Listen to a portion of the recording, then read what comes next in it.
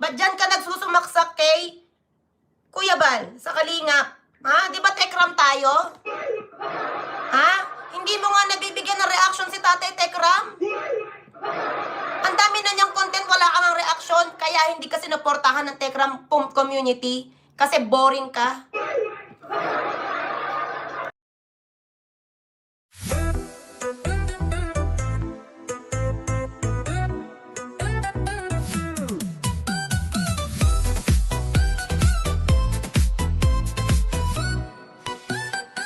Sa araw-araw na vlog, lagi kang andyan, handang maghatid ng kwento na totoo lang. Kung may maling balita, agad mong wawasakin. Nung si Marie, sa'yo kami tiwala at panatag din. Di basta-basta mapanuri